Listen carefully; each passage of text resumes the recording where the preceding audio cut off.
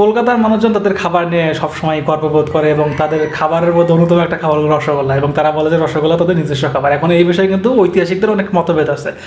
কোনো ঐতিহাসিকবিদ মনে করেন যে রসগোল্লা কলকাতার খাবার, এবং পরবর্তীতে তারা দাবি করে যে 1868 সালে নবীনচন্দ্র দাস নামে এক ময়রা এই রসগোল্লা আবিষ্কার করে কলকাতাতে। এখন ওয়েস্ট বেঙ্গল পরবর্তীতে এই রসগোল্লার জন্য জিআই প্রোডাক্টের অ্যাপ্লাই করে, এবং পরবর্তীতে তারা পেয়েও যায় এই রসগোল্লা জিআই প্রোডাক্ট। জিআই প্রোডাক্টটা হচ্ছে যে এই যে পণ্যটা রসগোল্লা, এটা যে আমার নিজস্ব অফিসিয়ালি যে আমার, এই নামটা একদম রাষ্ট্রীয়ভাবে লিপিবদ্ধ করা আর কি। তো যখন এই কাজটা করা হয় তখন ভারতের আর একটা রাজ্য উড়িষ্যা, তো উড়িষ্যা দাবি করে যে না, রসগোল্লা তো আমাদের খাবার।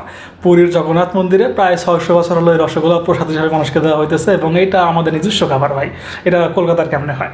তো এই নিয়ে একটা দ্বন্দ্ব থাকে, এবং তারাও একটা জিআই প্রোডাক্টের জন্য অ্যাপ্লাই করে। যদিও এই যে কলকাতা রসগোল্লা এবং ওড়িশা রসগোল্লার তৈরিতে অনেকটা ডিফারেন্স আছে, যার কারণে পরবর্তীতে ওড়িশাকেও একটা জিআই প্রোডাক্ট দেওয়া হয় তাদের স্পেসিফিক রসগোল্লার জন্য। এখন অনেক ঐতিহাসিকবিদ মনে করেন যে রসগোল্লার উৎপত্তি আসলে বাংলাদেশের পিরোজপুরের ভান্ডারিয়ায়, সেখানে অনেক ময়রা থাকতো এবং তারা রসগোল্লা আবিষ্কার করে, এবং সেখান থেকেই পুরো বাংলা রসগোল্লার ছড়া। এখন বিষয়টা হচ্ছে যে আমাদের মতো মানে বাংলাতে আর কি, আমাদের বাংলাদেশ বলি, কলকাতা বলি, তো এই বাংলাতে ইতিহাস এবং ঐতিহ্য এমনভাবে মিশে আছে, কোনটা কি মানে কোনটা কিংবদন্তি আর কোনটা অথেন্টিক ইতিহাস, এটা কিন্তু বের করা খুবই মুশকিল। তবে ম্যাক্সিমাম ঐতিহাসিকদের মতে কলকাতা নবীনচন্দ্র দাসের যে কাহিনীটা, এটাই সত্যি, এবং আমরা ধরে নিচ্ছি যে রবীন্দ্রনাথ দাসই রসগোল্লার জনক।